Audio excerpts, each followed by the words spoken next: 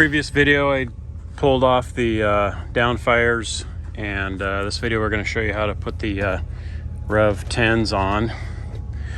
And you can see here I've got the downfires removed and the speaker wires are out loose here along with the LED wires.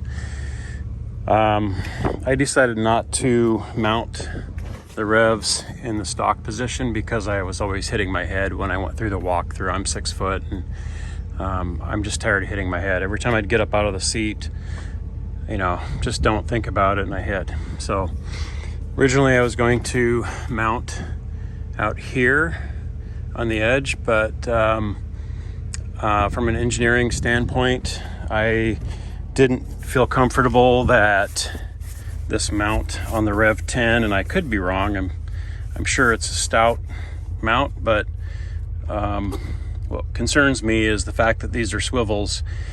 You got some pretty sensitive connectors here.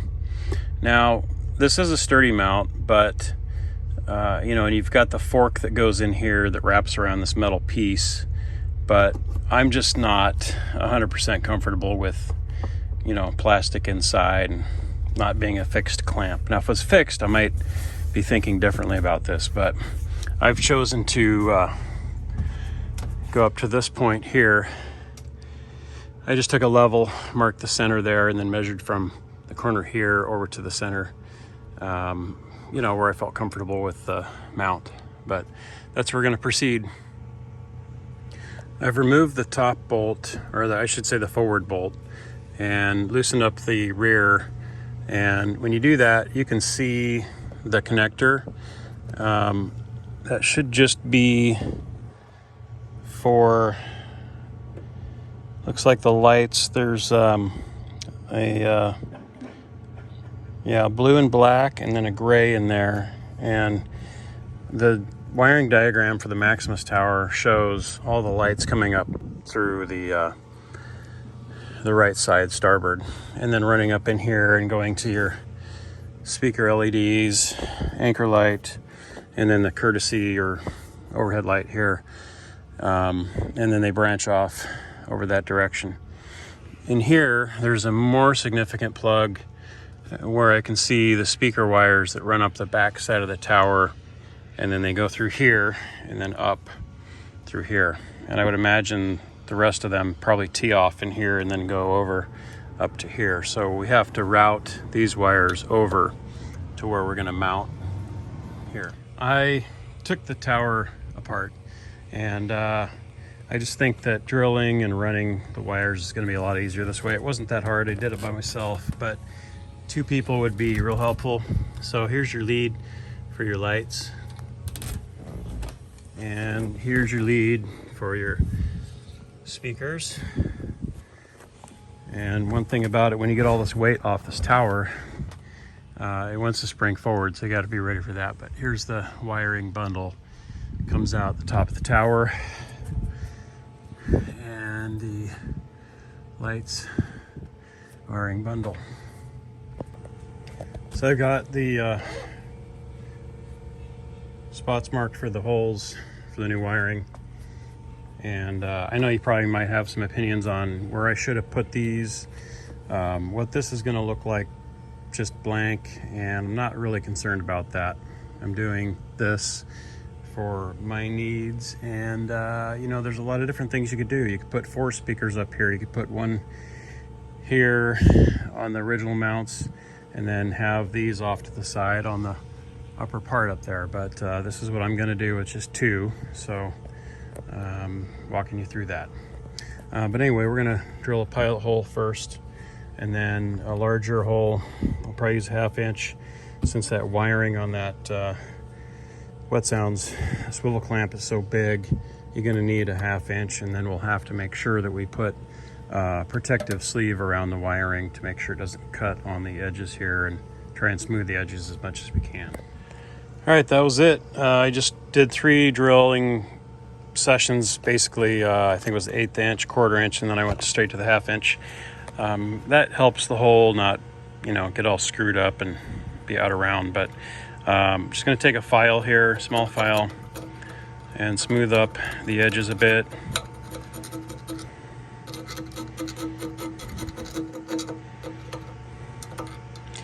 Not going to bore you with that, but anyway, I'll finish that up, and then you can see the mount here, swivel mount, is it's a little bit oblong right now, but once it goes in there, it'll round out, and that's approximately a 1/2 inch. So they've also got a pretty good shield here, but I will put some plastic on that. So I've got some plastic shielding here, some wire loom that we'll put around that, and then that'll give it a little extra protection inside the hole there, because I'm obviously not going to be able to get the inside real super smooth. Filed it up pretty good, but on the inside there's still quite a bit of sharp stuff, so I got a Dremel here I'm going to clean it up with.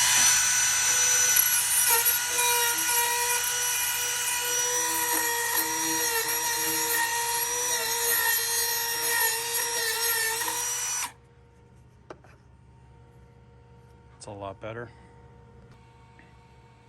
All right, so my rule of finger is if you can put your finger in it and not cut your finger while doing that, it's smooth enough.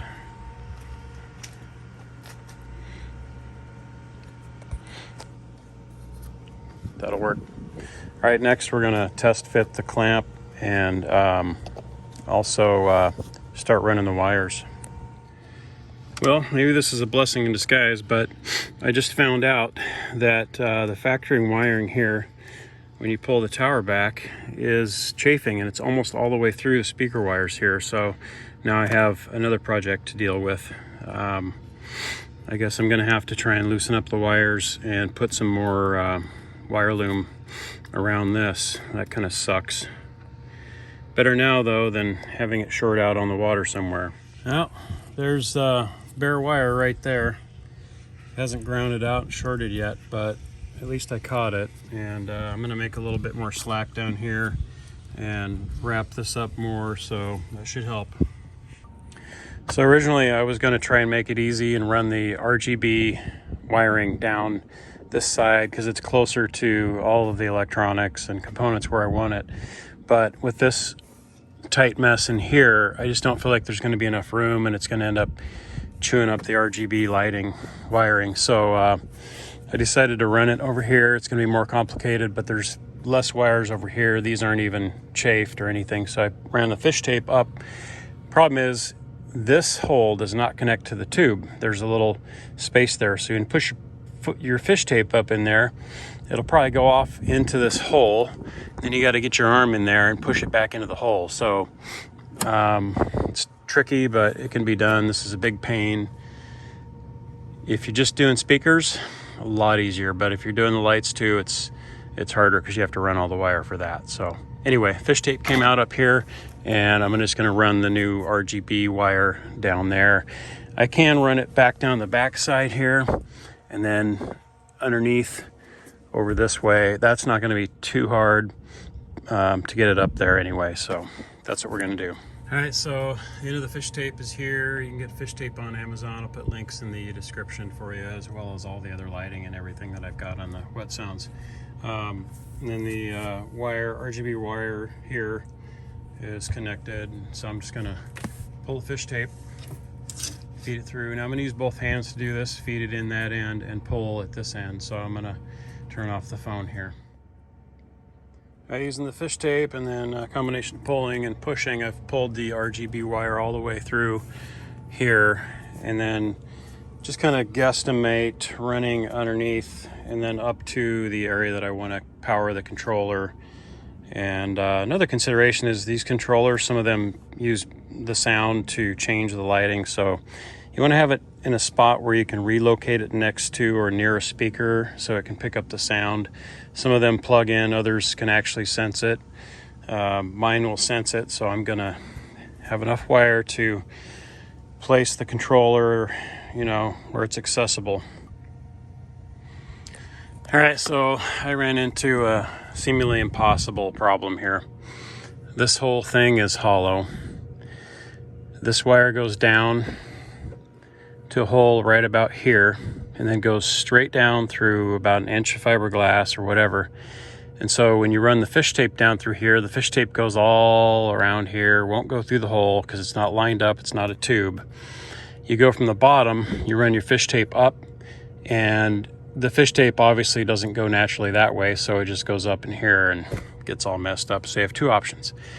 Take the tower completely off and run the wire, or I'm also thinking, yeah, I tried the clothes hanger thing, I tried the grabber tool, nothing. But what I found was there's actually enough excess wire here, and I reached up in there and I was able to pull all of this out. So now I know that if I connect this end, I pull some of this wire out and then I tape it along that, I can just run it down along there.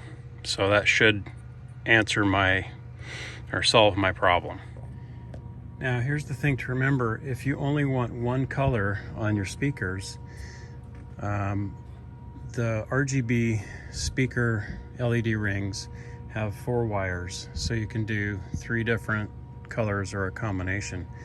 The stock LEDs on the downfires have only 1 color, so they only need 2 wires, a ground and a power.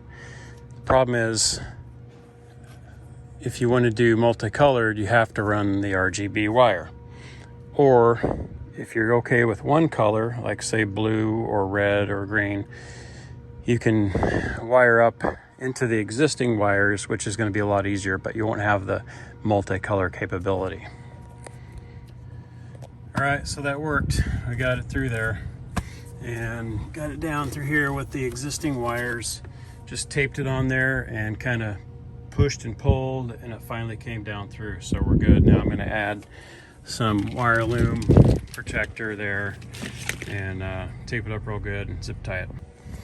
I got the protective wire loom stuff there and over here, and ran the RGB wire back behind the speaker around the back here.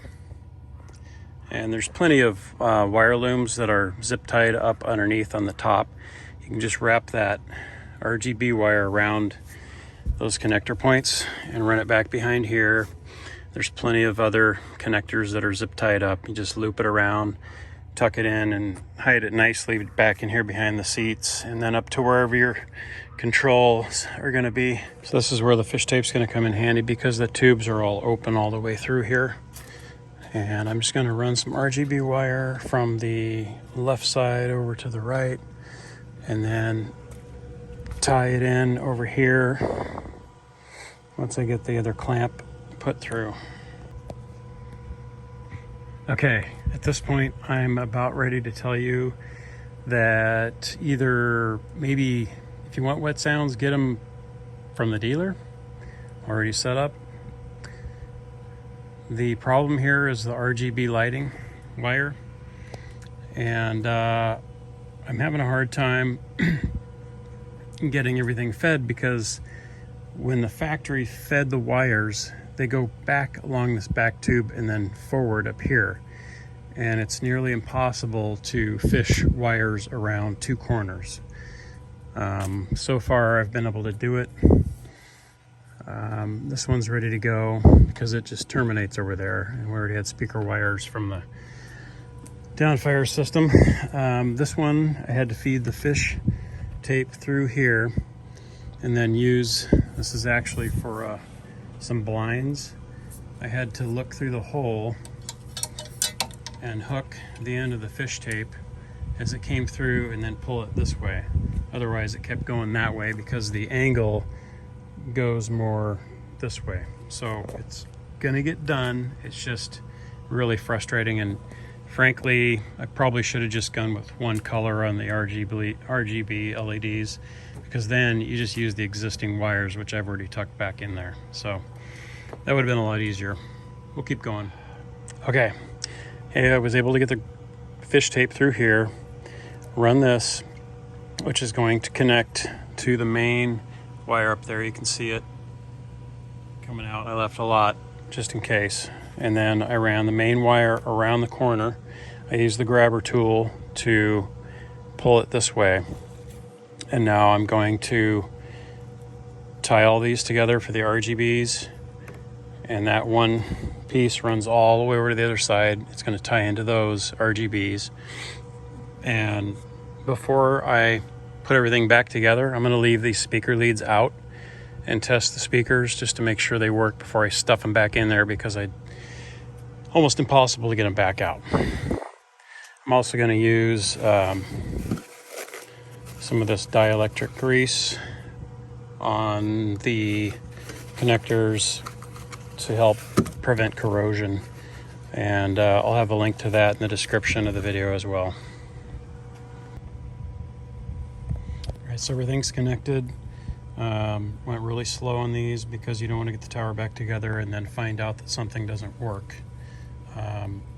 This RGB wire actually has red, green, black, and white.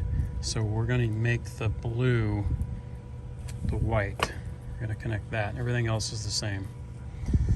This is, we're going to put connectors on that and connect it up to the main RGB.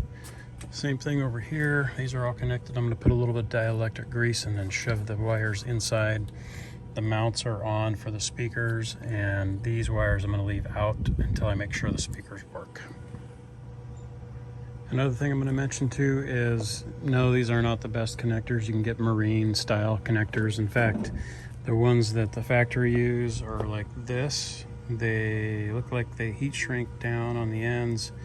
But for my use, I don't need that. This thing stays in the garage during the winter and rarely ever gets water up on the tower, so not too worried about that.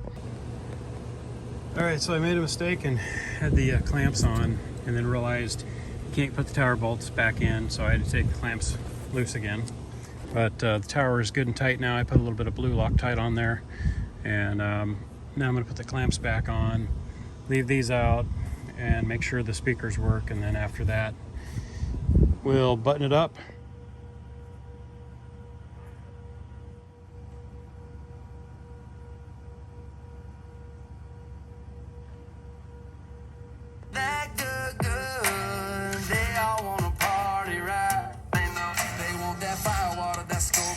Smoking Mountain Dew, yeah, that go blind while lighting when it do what it do. I got 'em howling at them. So now we're ready to hook up the controller. I'll have a link to the controller in the description, but I want to power on our tower speaker lights. I want to keep them separated from the interiors, because if you have a problem with the sheriff with the lights, you want to have those separate. Anyway, previously when we ran the wiring up the tower, we've got the leads and connectors for the tower lights here.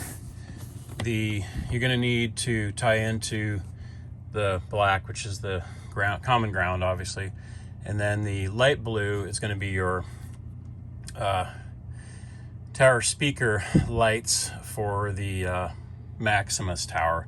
If you have a different tower, different year, it might be different, so you need to double check. But we've turned on the lights. I already tested this with the multimeter and found that this is energized with that selection, so I already know that that's the right wire. So that's the RGB controller. I'll have links to it in the description, and there's the box and the remote. I will also have the link to the wire that I used in the description as well. Originally I was planning on going up into the dash area behind the console here, where all the wiring is located. But I couldn't find that particular lead, and I didn't want to unplug any Canon plugs, because once you start messing around up there, you're likely to knock something loose. Then you've got a big problem with trying to find things. I've already been in here extensively rewiring the stereo so that it stays on, and a bunch of other things. The addition for the speed, the paddle wheel, I just don't want to mess anything up. So we're gonna go back there where we know we've got what we need. So since I've got a bunch of this wire and it's a really low draw wire, or I'm sorry, controller, I know I can get by with just this 18 gauge stuff. So I've taped off the other 2 wires. I like how it's protected too, rather than running the single coated, or whatever you want to call it. So we're just going to tie in right here, and that way I've got plenty of room. I'll just run it back the same way I did with the RGBs back to the controller, and then I'm going to mount the controller up in here somewhere so that it can sense the speaker sound. So one thing I want to caution you about with using these cheaper connectors, there's a lot better connectors out there. This is what I have, and the translucent ones that you can see through are better because you can see that the wire's in there for sure. So you got to be really careful with these. When you crimp these, make sure that the wire is all the way up in there, and that the speaker protective coating, the plastic part, whatever you want to call it, insulator I guess, is all the way up against the metal there, and you've got good connection. Because you get this thing all wired together, especially when your tower's put together, you're going to be sorry if you have one bad connection, because then you've done all that for nothing and you got to go back through it all. But what I do is I crimp twice. I make sure it's firm. I crimp once down here and then another time up there, just to make sure I got 2 good bites on that wire. So now I'm just gonna run out of length, guess it, and also we've got these 2 wires taped back that we're not going to use, and then we'll run it up to the controller. All the wires are now tucked up underneath and around.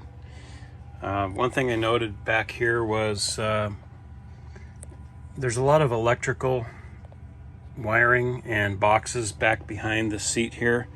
I don't recommend running the RGB wires or the power wires to it across or next to those heavy-duty engine wires, because you might get interference. So what I did was just routed them down here, zip tied them, and there's carpet under here too. It's kind of hard to see without the light, but zip tied them to the hoses, and I felt that that was probably better to reduce the interference. Just make sure you zip tie everything nice and snug, and I ran it down underneath here behind along that way. And some of you guys are going to be a lot more anal about running your wires and how they look and everything, but I did it my way, and there's a lot of different ways to do it. Let me show you the controller here. So I ran the wires up here and then mounted the controller right up here. Power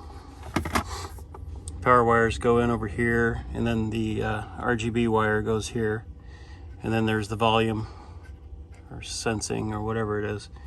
But I'm gonna try that. If I don't get enough sensing as far as the music goes, I will mount it probably back behind here where it picks up the speaker a little bit better. But for now, we're gonna try that. That should work. I've tested everything. The lights work, the speakers work. It's really hot, so I got the boat covered up. And just subscribe, like if you want to. I've got other videos out there for the Centurion. I put a forward ballast pump in underneath the floor here with a switch up there, since Centurion doesn't put in a forward ballast pump, which leaves about 6 to 9 gallons up under here. So you might want to watch that video, get an idea on that. And I also put in a paddle wheel speed indication there for you, those of you who run on the river with current and tides. That's really useful. The GPS is pretty much it's a pain in the butt on the river where I ride, because the current fluctuates, the tide fluctuates, so it's really, I really need to know what my water speed is versus ground speed. I've been asking for 3 years for Centurion to do it, and they just keep refusing to put in river mode. So that's where we're at. Anyway, thanks for watching.